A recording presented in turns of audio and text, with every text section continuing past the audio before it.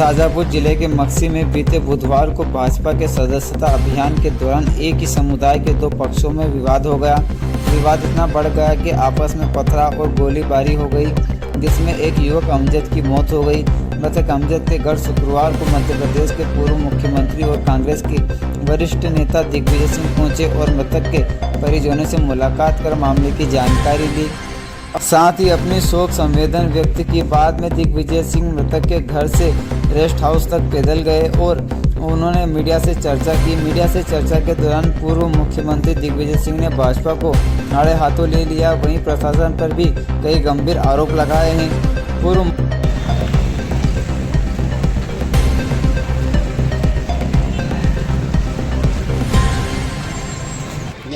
मुझे इस बात का दुख है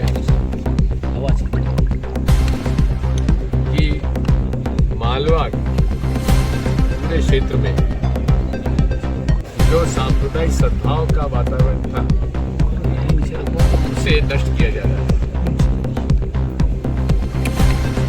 10 साल तक मैं मुख्यमंत्री रहा, 93 से 2003 में एक सांप्रदायिक दंगा नहीं होने दिया। सांप्रदायिक दंगा वही होता है जब शासन प्रशासन एक तरफा कार्रवाई करे,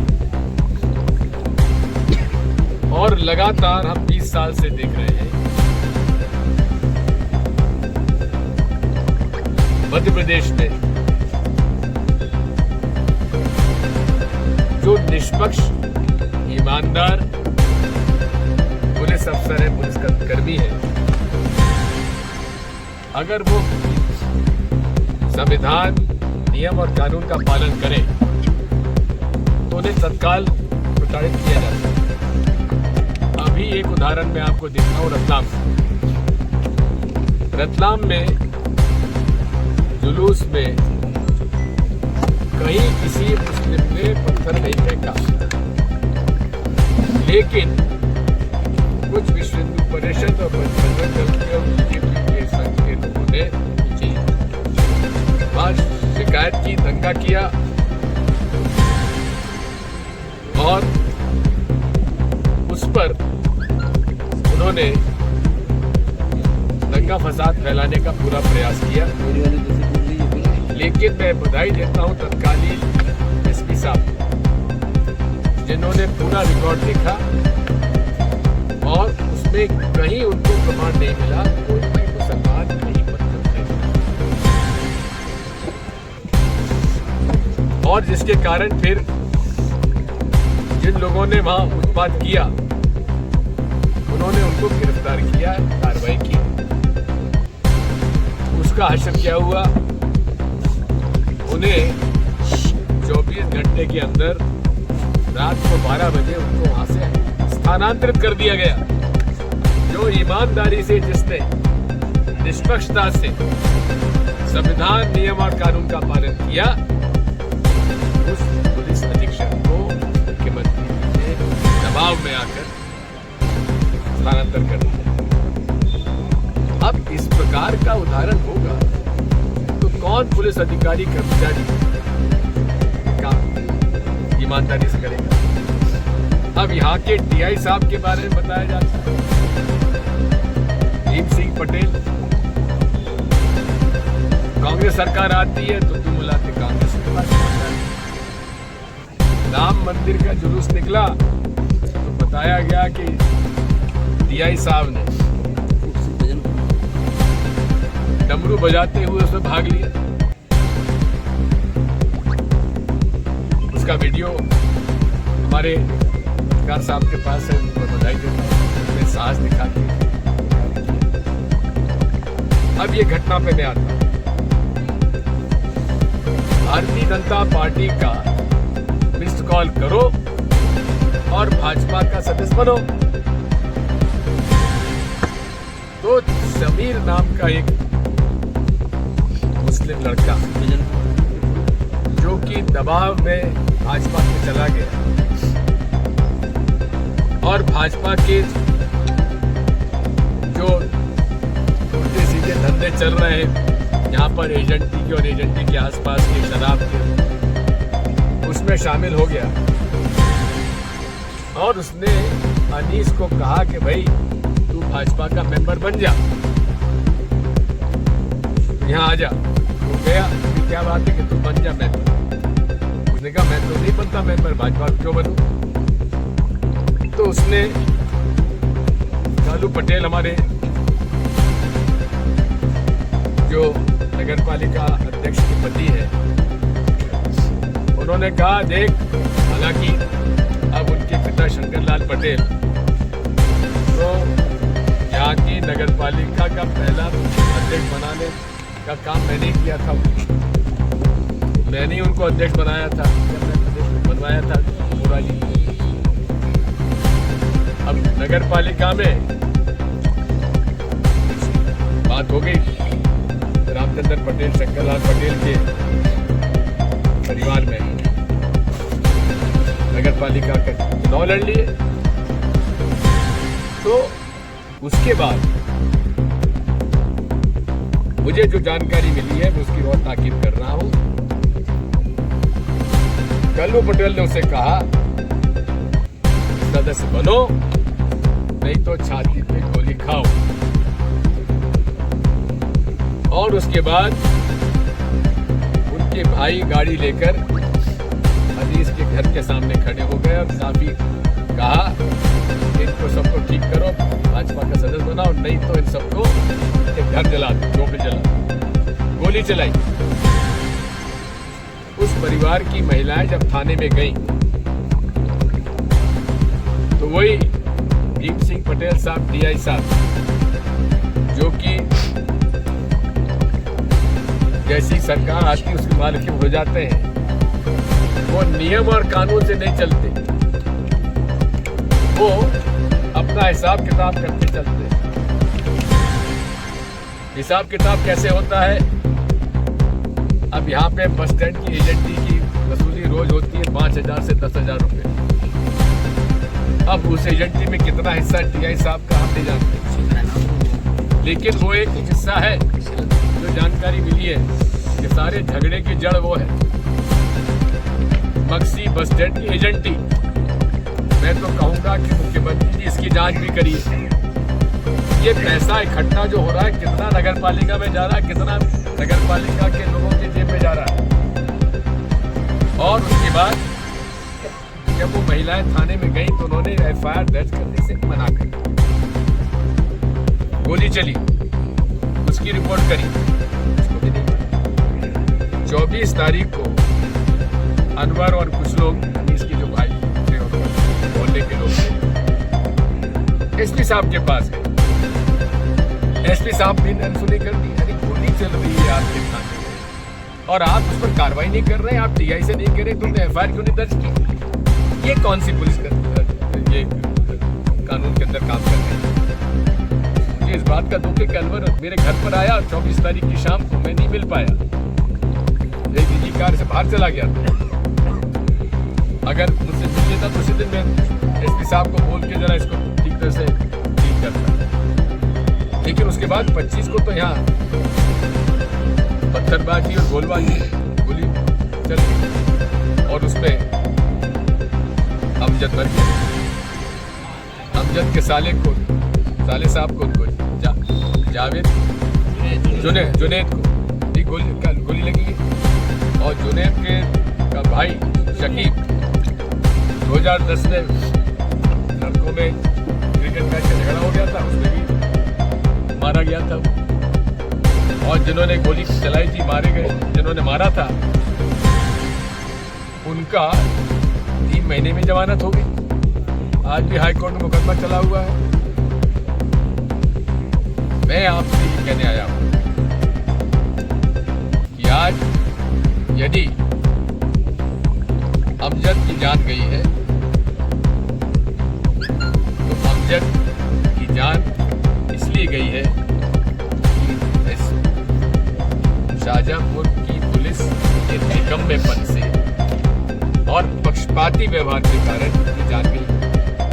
खुलेआम लोग गोली चला रहे हैं और आप मुकदमा दर्ज नहीं कर रहे हैं। कल मैंने SP साहब से बात की, किसी को गिरफ्तार किया कि आपने नहीं किया? साहब प्रोसेस हद हो गई भाई।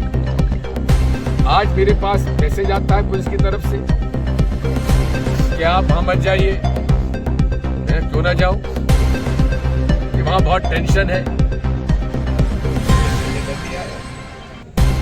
ये लड़ाई हिंदू मुसलमानों की नहीं है, ये लड़ाई मुसलमान गुजरों की नहीं है, ये लड़ाई है भाजपा की दादागिरी के खिलाफ। कांग्रेस पार्टी के तरफ से जब आवाज उठाएगी कि मैं आपका सदस्य नहीं बनूंगा, उनका गोली खाओ, अनीस के छोटे भाई को गोली मार दी। लड़ाई हमारी प्रशासन से है, शासन से है, पुलिस से है, भाजपा से।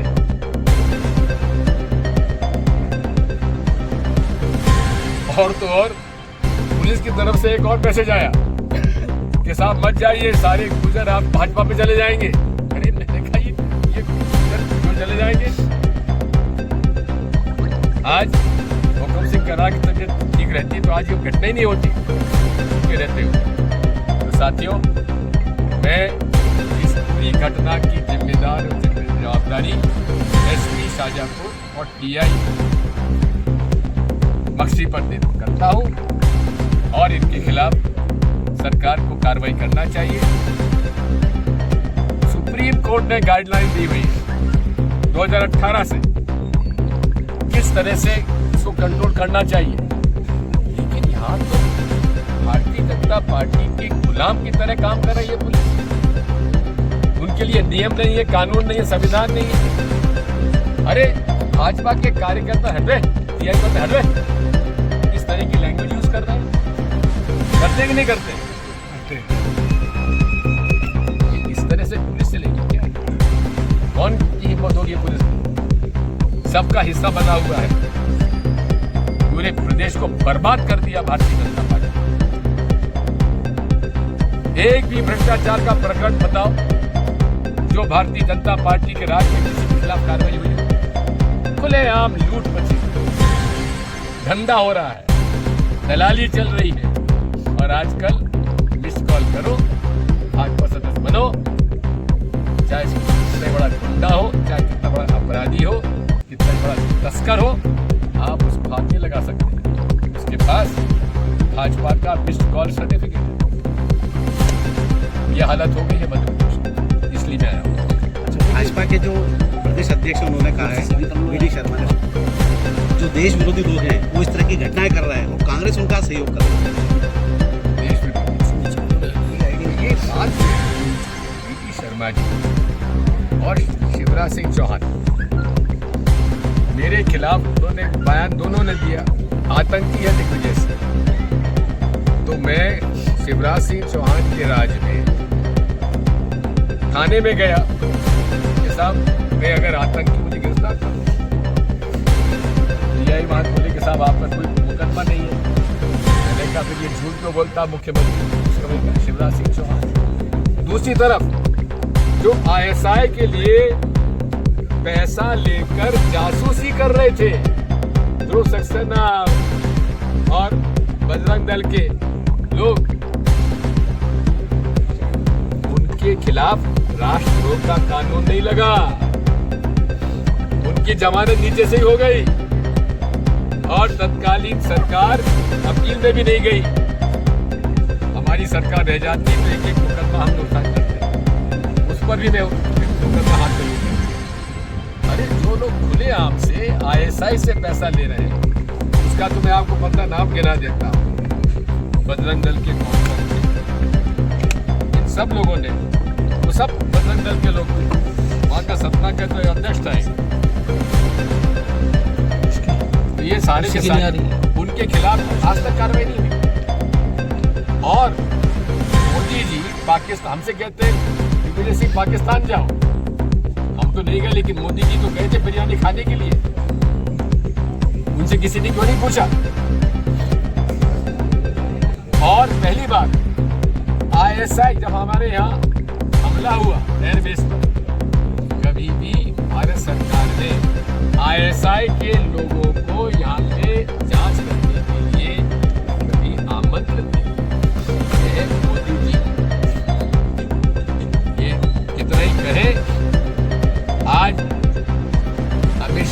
अपने आप को हिंदू सम्राट कहते हैं, वो कश्मीर में जाके क्या कहते हैं कि तुम्हारी ईद और मुहर्रम पर 2-2 टंकी फ्री में देंगे गैस की। अब बताओ तुष्टिकरण कौन कर रहा है? हम कर रहे हैं, वो कर रहा है। ये लोग पूरे देश को हिंदू मुसलमानों की नफरत फैलाकर तबाही कर रहे हैं। राहुल गांधी जी एक व्यक्ति है जिसने 4,500 किलोमीटर की यात्रा क्यों की? भाईचारे की। और उनको आतंकी कह रहे हैं, जिसके घर में जिनकी दादी को आतंकवादियों ने मारा, जिनके पिता को आतंकवादियों ने मारा, तो राहुल गांधी जी को ये कहते हैं कि ये शर्म नहीं आती। मैं आपसे कहना चाहता हूं, कांग्रेस कमजोर नहीं है और कांग्रेसी डरता नहीं है। कितने लोगों को जेल में जाने तैयार, कितने लोगों को मारोगे? हम लड़ने तैयार। साथियों, मुझे इस बात का दुख है कि मालवा अंचल में ये नफरत के बीज बो दिए हैं। हम हिंदू मुस्लिम एकता के लिए लड़ाई लड़ेंगे। बहुत बहुत धन्यवाद। मक्सी एक मिनट की जो वो शुद्ध रूप से भारतीय जनता पार्टी के सदस्यता अभियान में दबाव डालकर लोगों को सदस्य बनाने के विषय पर जो यहाँ पर खुलेआम कहा कि भाजपा के सदस्य बनो या सीने पे गोली खाओ, उसकी शिकायत करने जब DI के पास गए, और तो शिकायत करने गए थे, उन्हीं को बस वैसा आदमी को बंद कर दिया, जेल भेज दिया। उसकी शिकायत करने शाजापुर गए, 25 को यहाँ पे उनको साथ मारपीट करी और रात को घर जलाने के लिए तैयार हो गए। इसमें पूरी जवाबदारी, जिम्मेदारी SP शाजापुर की है और DI मक्सी की है। मैं अनुरोध करता हूँ मुख्यमंत्री जी से कि इन दोनों को यहाँ से हटाकर यहाँ पर न्यायिक जांच कराई जाए। लड़ाई लड़ेंगे और